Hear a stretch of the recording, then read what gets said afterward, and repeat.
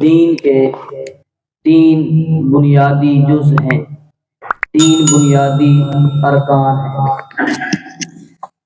دین تین شاخوں پر تقسیم ہے، تین اس کی قسمیں ہیں۔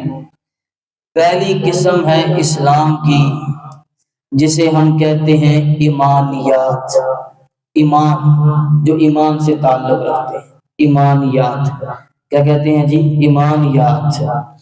دوسرا حصہ جو ہمارا ہے اس کو ہم کہتے ہیں عبادات، اور جو تیسرا حصہ ہے اس کو ہم کہتے ہیں عمرانیات، عمران سے، عین سے، عمرانیات۔ تو تین اسلام کے شعبے ہو گئے۔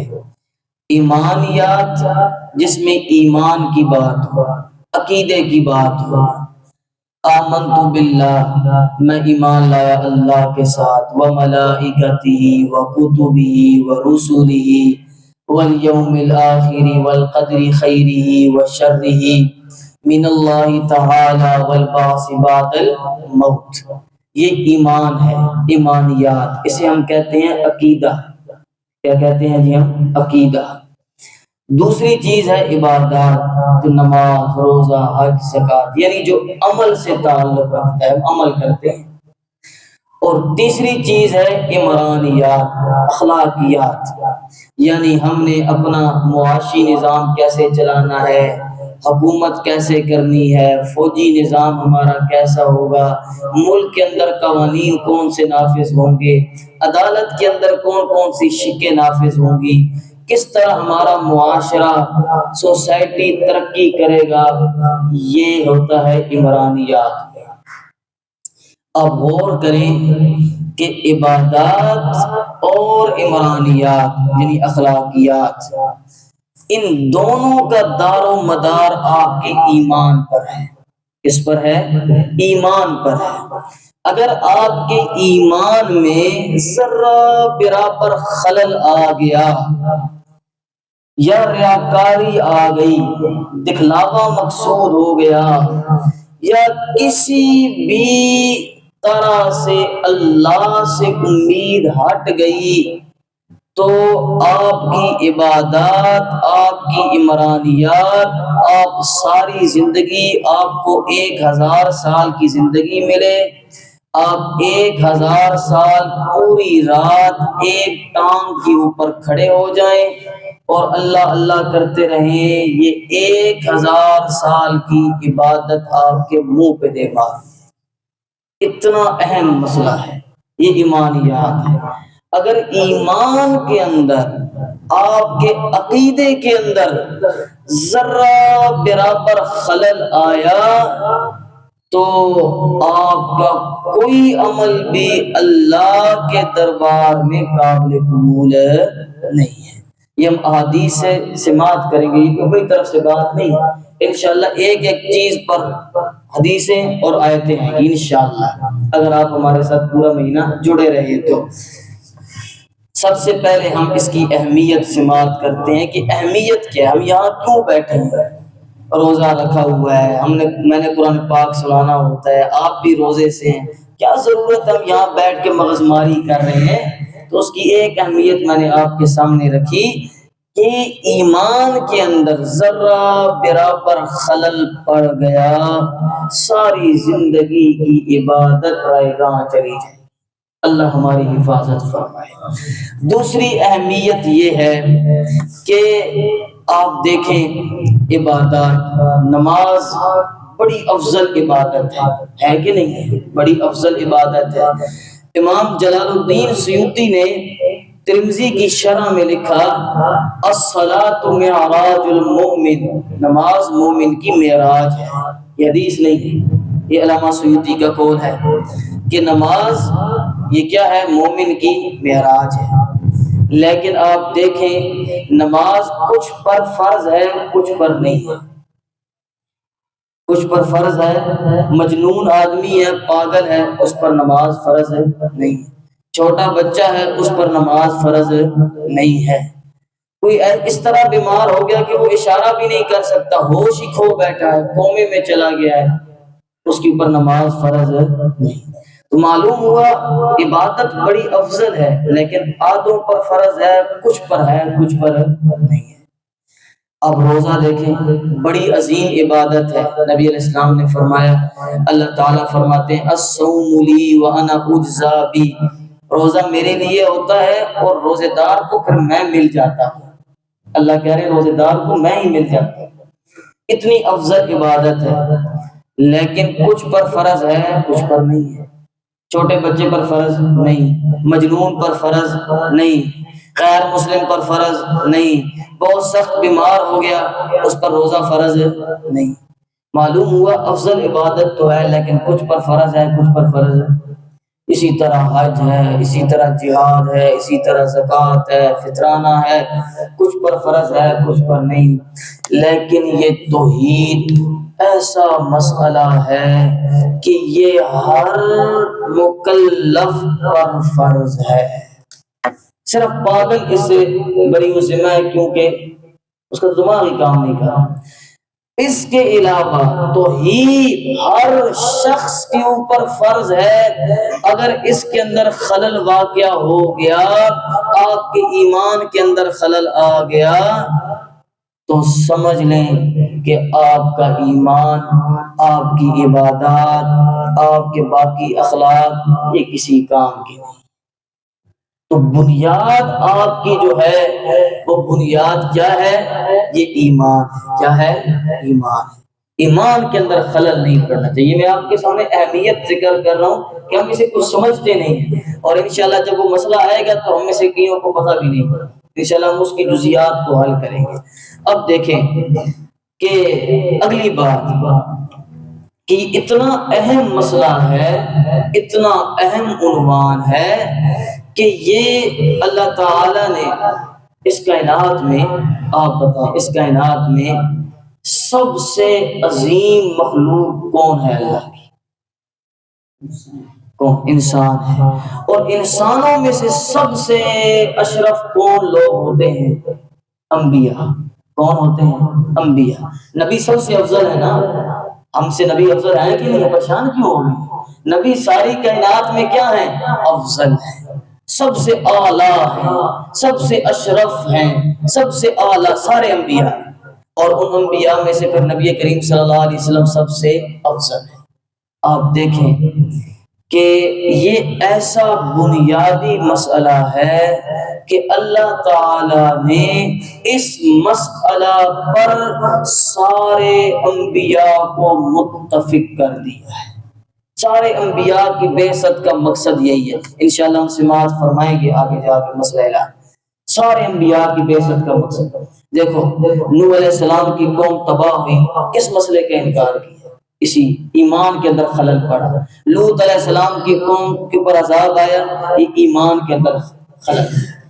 نمرود کو ہلاک کیا گیا، ایمان کے اندر خلل۔ فرعون کو ہلاک کیا گیا، ایمان کے اندر خلل، اس توحید کے اندر خلل۔ یہ اتنا بنیادی اقوام الٹ پلٹ کر کے رکھ دی گئی اور ہم مطمئن بیٹھے ہیں، خیر ہے، اتنا اہم مسئلہ نہیں ہے۔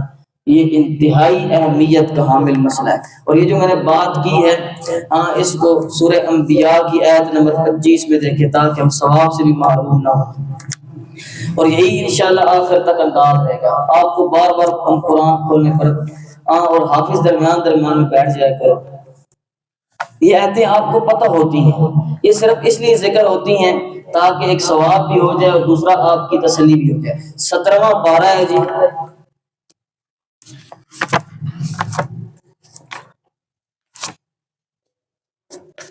سورہ انبیاء ہے، 17واں پارہ ہے، سورہ انبیاء ہے، اور اس کی آیت نمبر 25 ہے جی۔ صفحہ نمبر جلدی نکالو، صفحہ نمبر 292 نمبر صفحہ ہے جی۔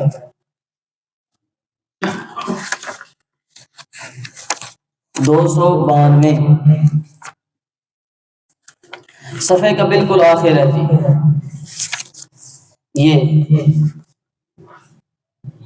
یہ آیت ہے، اس آیت کو دیکھیں تاکہ آپ کی ذہن سازی ہو کہ یہ مسئلہ اپنی طرف سے بیان نہیں کیا جا رہا۔ میرے جی آپ 292 کے یہ بالکل آخر ہے، دیکھیں وما ارسلنا، لفظ پہ غور کریں اور پھر ایت نوٹ کریں اور گھر میں جا کے دیکھیں. وما ارسلنا، اور نہیں ارسلنا بھیجا نہ ہم نے، من قبلک آپ سے پہلے، من رسول کوئی رسول، آپ سے پہلے ہم نے کوئی رسول نہیں بھیجا، الا مگر اس حال میں بھیجا. اس کی صفت یہ تھی کہ نوحی ہم نے وحی کی، الیہ اس نبی کی طرف، جتنے بھی نبی آئے ان کی طرف وحی کی گئی، کیا؟ انہ، بے شک شان یہ ہے. جو ضمیر ہوتی ہے نا، ہاں اس کے پیچھے اس کا مرجع نہ ہو، یہ اس کو کہتے ہیں عظمت کی ضمیر. عظمت کی بات یہ ہے، شان کی بات یہ ہے، جلال کی بات یہ ہے، اللہ کی بڑائی اور کبریائی کی بات یہ ہے کہ لا الہ الا انا، نہیں ہے کوئی الہ، نہیں ہے کوئی الہ، الا مگر انا میں ہی ہوں، فاعبدون ای فاعبدونی میری ہی عبادت کرتے رہو. کیا کرتے رہو؟ میری. یہ آ گیا الوہیت، مسئلہ الہ. ایمان کی پہلی جز توحید. جتنے بھی نبی آئے تمام انبیاء کی بعثت کا مقصد کیا تھا؟ لا الہ الا اللہ.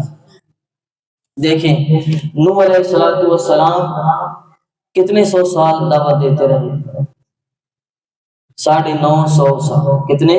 950 سال اللہ کے پیغمبر کی دعوت ہے. قرآن پاک نے جا بجا اس دعوت کو نقل کیا ہے.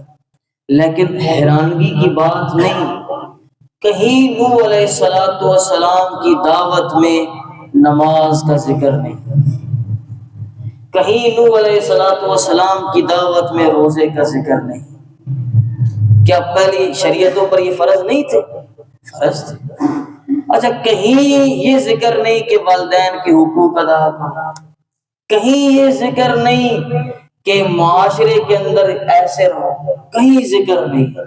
950 سال اللہ کے پیغمبر کی دعوت اور قرآن نقل کر رہا ہے، اور ایک ہی بات ہے، لا الہ الا اللہ. لا الہ الا اللہ. یہ کوئی عام مسئلہ ہے؟ یہ تو بھی ہم آگے سماعت فرمائیں گے، کوئی عام مسئلہ ہے؟ اس کے اوپر پورا مہینہ گفتگو کرتے رہے تو یہ ختم نہ ہو. اس کی اتنی جزئیات ہے، یہ ایمان ہے، لیکن ہم نے اس کو ہلکا لیا. تو سارے انبیاء کی بعثت کا مقصد بھی کیا ہو گیا جی؟ لا الہ الا اللہ. اگلی بات یہ ہے کہ یہ جو قرآن پاک ہے، اس کی ہم فضیلت ذکر کرتے رہتے ہیں کہ قرآن پاک پڑھو، قرآن پاک سمجھو. قرآن پاک کا مرکزی خیال، قرآن پاک کا مقصد نزول کیا ہے، یہ ہم اس کو یہاں سے حل کرتے ہیں. قرآن پاک دیکھیں، کوئی بھی کتاب لکھی جاتی ہے اس کا ایک عنوان ہوتا ہے، ہاں اس کا ایک موضوع ہوتا ہے. ایسا تو نہیں ہے نا کہ کتاب لکھی جائے اور ایک یہاں کی ماری جائے، ایک یہاں کی، ایسا نہیں.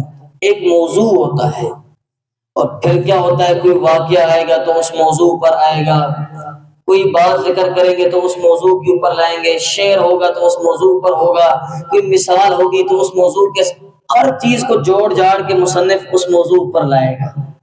جہاں کہیں بات نکلے گی گھما کے آخر میں وہیں پر لائے گا. یہ ہر کتاب کا اصول ہے. اگر موضوع نہیں ہے تو اس کتاب کو خریدے گا ہی نہیں، کہے گا یہ ویسے ہی لکھی گئی ہے، موضوع نہیں ہے اس کا. یہ ہر کتاب کا اصول ہے. جب ہر کتاب موضوع پر لکھی جاتی ہے، ہر کتاب کا ایک موضوع ہے، تو کیا اللہ کی کتاب کا کوئی موضوع نہیں ہوگا؟ اللہ کی کتاب کبھی ایک موضوع ہے، اللہ کی کتاب کبھی ایک عنوان ہے. اللہ بھی ایک عنوان ذکر کر رہے ہیں. جو کچھ بھی ہوگا، انبیاء کے واقعات آئیں گے، نتیجہ وہی نکلے گا، وہی موضوع. پھر کوئی مثال ذکر ہوگی، نتیجہ وہی موضوع نکلے گا. کوئی حکم ذکر ہوگا، نتیجہ پھر وہی موضوع نکلے گا. نبی کریم صلی اللہ علیہ وسلم کی عظمت بیان ہوگی، پھر نتیجہ وہی موضوع نکلے گا. یہ قرآن پاک کا ایک موضوع ہے کہ جو کچھ بھی قرآن پاک میں بیان ہوگا، آخر میں کیا ہوگا؟ اس موضوع کی طرف اللہ تعالیٰ لوٹیں گے۔ نکالیں جی سورہ ہود آیت نمبر 2۔ حافظ تم پہلے نکالا کرو تاکہ پچھلے والوں کو آسانی ہو۔ 12واں پارہ، ہاں جی کیوں خاموش ہو گیا؟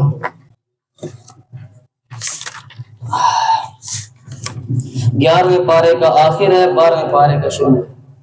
صفحہ نمبر 200 پورا ہے جی، 200 نمبر صفحہ۔ یہ سورت شروع ہو رہی ہے یہاں پہ۔ کوئی علمی باتیں نہیں ہوں گی، سادی سادی باتیں کر رہا ہوں، علمی بات نہیں کر رہا، مشکل نہ ہو، سادی سادی باتیں کر رہا ہوں کہ قرآن پاک کا موضوع بھی یہی مسئلہ ہے۔ اس کی اہمیت آج میں آپ کے سامنے بیان کر رہا ہوں کہ آپ کے یہاں بیٹھنے کا مقصد کیا ہے۔ اللہ نے سارے انبیاء بھیجے، قرآن اس مقصد کے لیے نازل کیا۔ یہ عام بات نہیں، یہ مقصد آپ کے سامنے ذکر کر۔ مسئلہ کیا ہے وہ ہم انشاءاللہ بالترتیب کل سے سماعت فرمائیں گے۔ دیکھیں جی سورہ ہود کی آیت، پہلی آیت سے دیکھیں۔ الف لام را، الف لام را حروف مقطعات۔ مقطعات انہیں کیوں کہتے ہیں؟ دو معنی ہیں۔ پہلے معنی ابن عباس رضی اللہ تعالیٰ نے معنی کیا منقطع بہ الانسان، اس سے انسان کو کاٹ دیا گیا ہے۔ انسان کو کیا کیا گیا ہے؟ یعنی انسان ان کے بارے میں رسائی حاصل نہیں کر سکتا کہ ان کے معنی کیا ہیں۔ سب کہیں گے الف لام را کا یہ معنی ہے، خیالات کریں گے، لیکن جب اللہ نے اس کا معنی نہیں بتایا تو بھی بتا بھی نہیں سکتا، اللہ کے رسول نے بھی نہیں بتایا۔ اس کا پہلا معنی کیا ہے؟ منقطع بہ الانسان، اس سے انسان کو کاٹ کے رکھ دیا گیا۔ دوسرا اس کا معنی ہے مقطعات، کہ یہ حروف خود کٹے ہوئے ہیں۔ یعنی جب آپ قرآن پاک پڑھتے ہیں تو الف لام میم ذکر ہو تو آپ کیسے پڑھیں گے؟ علم، لیکن اس کو کیسے پڑھ رہے ہیں؟ الف لام را، کاٹ کاٹ کے پڑھ رہے ہیں۔ یہ قرآن پاک کے اسلوب سے آئے، اس لیے ان کو مقطعات کہتے ہیں۔ اللہ اعلم بمرادی، اللہ ان کی مراد جانتا ہے۔ آگے دیکھیں، کتاب احکمت آیاتہ، کتاب یہ عظیم الشان کتاب ہے جو آپ نے پکڑی ہوئی ہے۔ یہ کیا ہے؟ عظیم الشان کتاب ہے، یہ کوئی عام کتاب نہیں ہے۔ احکمت آیاتہ، اس کی آیات محکم ہے۔ کیا ہے؟ مضبوط ہے۔ محکم کا معنی ایک دوسرے سے ٹکراتی نہیں، ایک دوسرے کے خلاف۔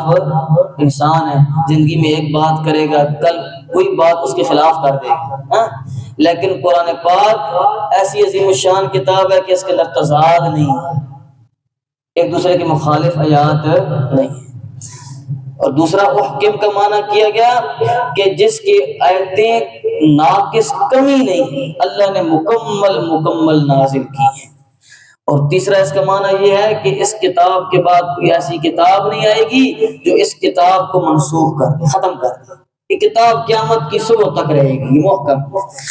ثم، ایک تو عظمت کی بات یہ ہے کہ یہ کتاب محکم ہے، مضبوط ہے، کھڑی ہے۔ ثم، اس کے بعد دوسری بات یہ ہے کہ فصلت، تفصیل سے بیان کی گئی ہے۔ کیا کی گئی ہے؟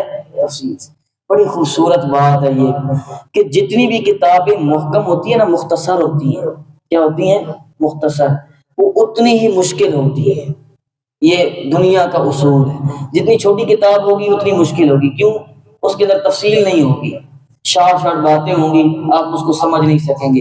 یہ اللہ کے قرآن کا اعزاز ہے جو محکم بھی ہے، صرف 30 پاروں پر مشتمل ہے، اور مفصل بھی اتنا ہے کہ ہر چیز کو بیان کر دیتا ہے، اور مختصر اتنا ہے کہ ایک بات کہے گا اور سارا مسئلہ حل ہو جائے گا۔ یہ اللہ کے قرآن کی شان۔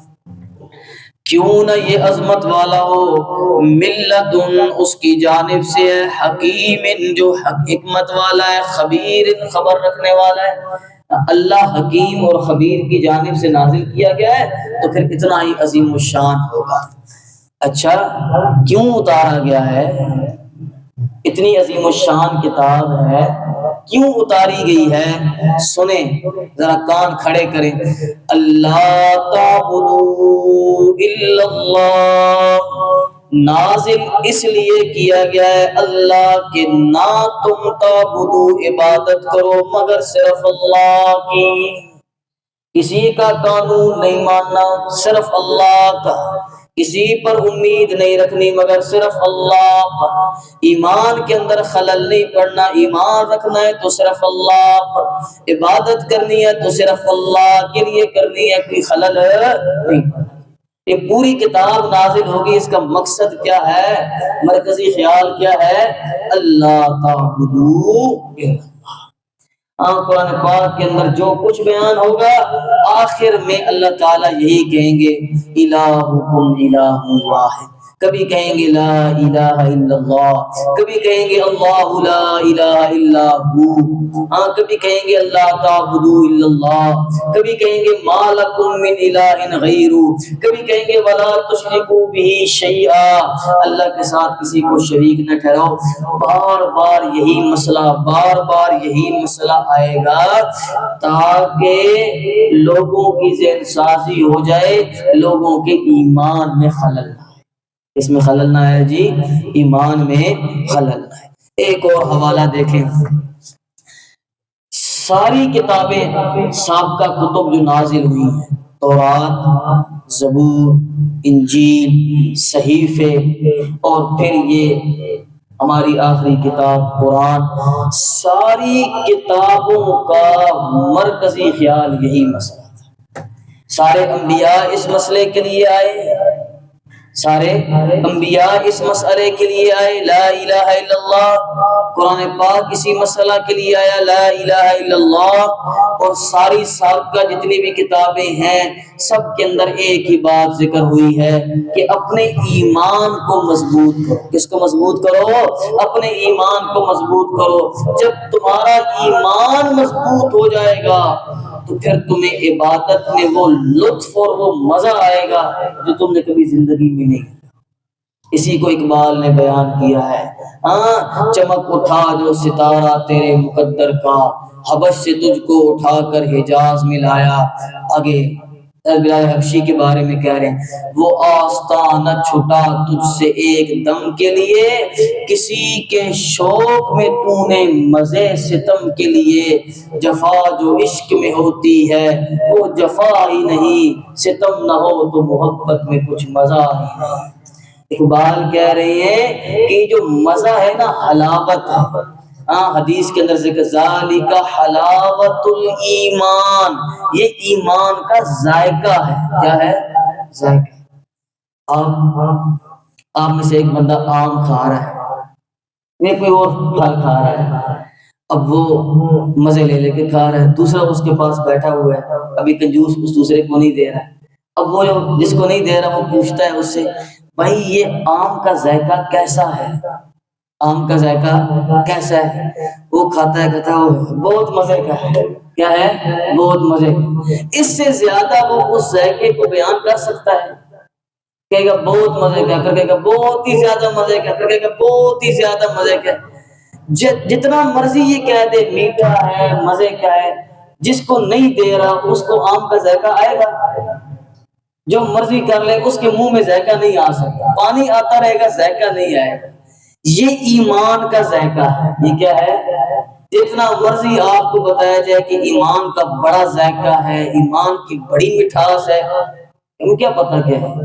جس نے ایمان کی مٹھاس چکھ لی، جس کا ایمان مضبوط ہو گیا، پھر وہ ساری رات عبادات میں کھڑا ہے، پھر وہ اللہ اکبر، احد کے میدان میں تیر لگ رہے ہیں اور نماز پڑھی جا رہے ہیں، پتہ ہی نہیں ہے کہ تیر میرے جسم میں پیوست ہو، پتہ ہی نہیں ہے۔ دوسرے صحابی اٹھتے ہیں، ان کے خون بہہ کے ان کے پاس پہنچا تو اٹھے، یہ کیا چیز ہے؟ تو کہا ہوئے اس کو دیکھو پورا جسم میں لت پت ہے، خون بہتے ہوئے میرے پاس آ گئے، اسے ہوش ہی نہیں۔ اور ہمیں مچھر بھی ذرا سا صرف لڑے نہیں، یہاں سے کرے گوں تو ہم کہتے ہیں بس نماز تمہاری گئی۔ کبھی یہاں سر لگائیں گے، کبھی ہم یہاں لگائیں گے، کبھی ہم یہاں ہاتھ لگائیں گے، کیونکہ ہم نے ایمان کا ذائقہ نہیں چکھا، ایمان کی حلاوت نہیں چکھی، ایمان کی مٹھاس نہیں چکھی۔ جنہوں نے چکھی ہے ہائے ہائے، وہ عورت تھی، آنکھیں نکلوا دی، اس نے کہا کوئی مسئلہ نہیں، لا ضیرہ، کوئی مسئلہ نہیں۔ اس کے جسم کو اونٹوں کے ساتھ باندھ کے دو ٹکڑے کر دیا گیا، اس نے کہا کوئی مسئلہ نہیں۔ لا ظہیر، کوئی مسئلہ نہیں۔ اس کے بیٹے کو اس کے سامنے آگ میں ڈال، اس نے کہا کوئی، کیونکہ وہ مزہ چکھ رہا تھا۔ اسی کو اقبال کہتے ہیں حلاوت الایمان، ایمان کا مزہ۔ کتنا منٹ ہو گیا؟ کتنا ٹائم ہو گیا؟ 24 منٹ۔ اچھا دیکھو جی، سابقہ کتابوں کا مرکزی عنوان کیا ہے؟ نکالیں جی، سورہ انبیاء ہی نکالیں، اور اس کی آیت نمبر 24 جو آپ نے پہلے نکالی تھی، 17واں پارہ۔ قرآن پاک دیکھنے کا بھی ثواب انشاءاللہ۔ اللہ جی، آیت نمبر 24 ہے جی۔ ام اتخذوا من دونه آلهة قل هاتوا برهانکم۔ نہیں ملا؟ یہ ہے جی صفحہ نمبر، وہ جو آپ نے آیت پہلے نکالی تھی نا، اس سے ایک آیت اوپر،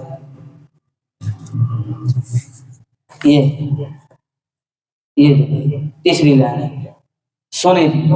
ام اتخذوا من دونه آلهة قل هاتوا برہان، ام اتخذوا، کیا بنا لیے انہوں نے، کیا بنا لیے انہوں نے۔ یہ اتخاذ کا ہم انشاءاللہ بحث سماعت فرمائیں گے، مزہ آئے گا انشاءاللہ۔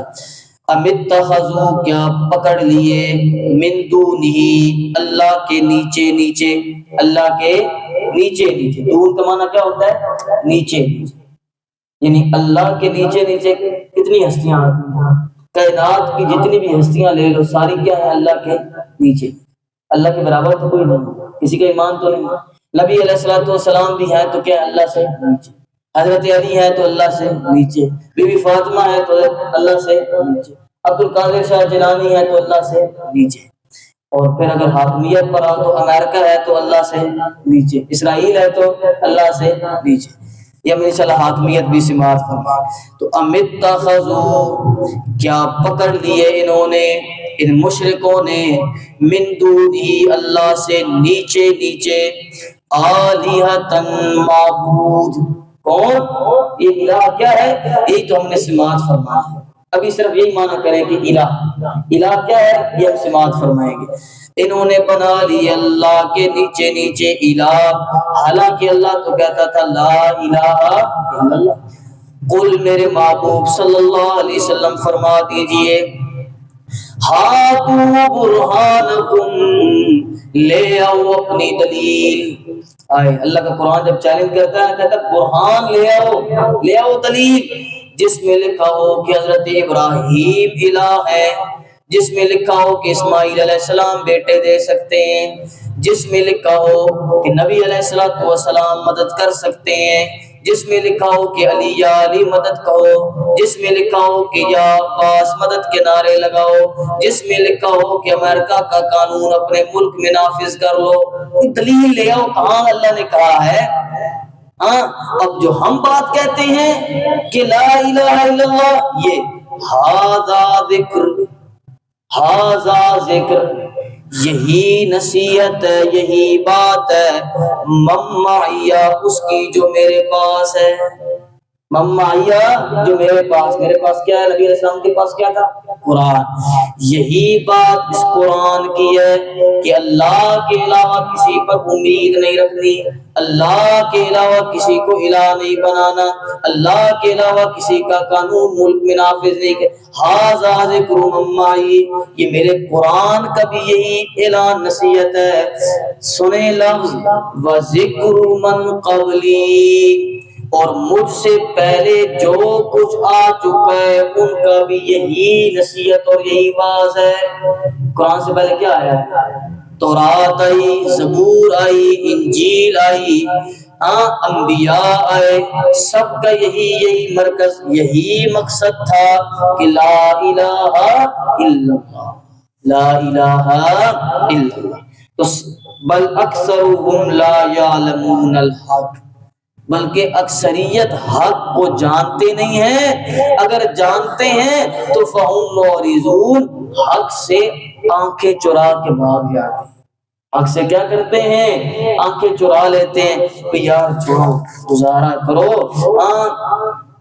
چلاؤ نظام جس طرح چل رہا ہے، اسی کو اللہ کے قرآن نے سورہ اعلیٰ میں بیان کیا، سبح اسم ربک الاعلیٰ، 35واں پارہ، پاکی بیان کریے اپنے رب کی جو بڑا بلند ہے۔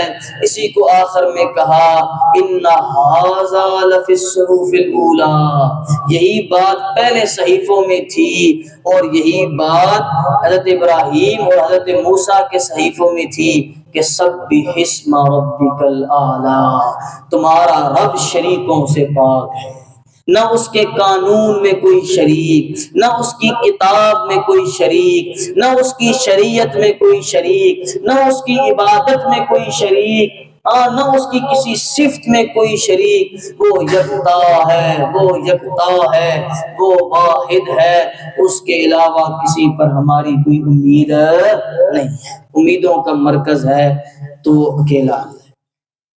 ایک اور مزے کی بات ہے، لطیفتاً دلچسپ بات ہے، وہ بات سماعت فرماتے ہیں، وہ ہم نے اس جمعے کو بھی سماعت فرمائی تھی اور مجھے وہ بات بڑی اچھی لگتی ہے۔ وہ یہ ہے کہ جمعے میں خطاب میں بیٹھے ہوئے تھے انہیں تو وہ بات یاد ہوگی کہ دیکھیں کہ انسان کا جو وجود ہے یہ قائم ہے روح پر، اس پر قائم ہے، روح پر قائم۔ روح نکل جائے تو اس جسم کی کوئی اہمیت اس معنی میں عزت تکریم تو ہوگی، شریعت اس پر لاگو ہوگی، اس کو دفنایا جائے گا وہ الگ بات، لیکن اہمیت اس حساب سے کہ آپ کا بہت قریبی رشتہ دار ہے، آپ اس سے بہت محبت کرتے ہیں، آپ کی اولاد ہے، اگر اس کی روح نکل جائے اس کو اپنے گھر میں رکھو گے؟ کہو گے اس کو دفن کرو؟ کیوں بھائی دفن کرو؟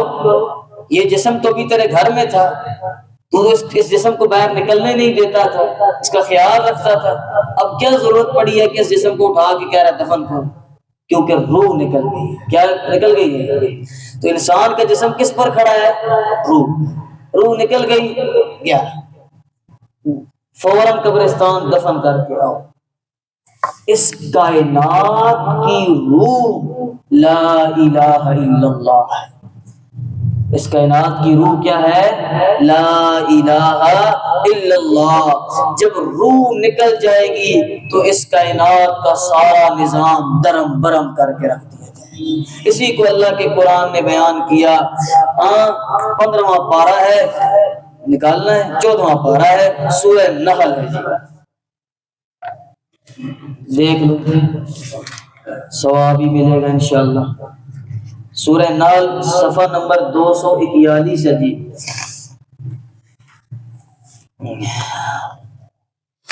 اللہ اکبر کبیرہ۔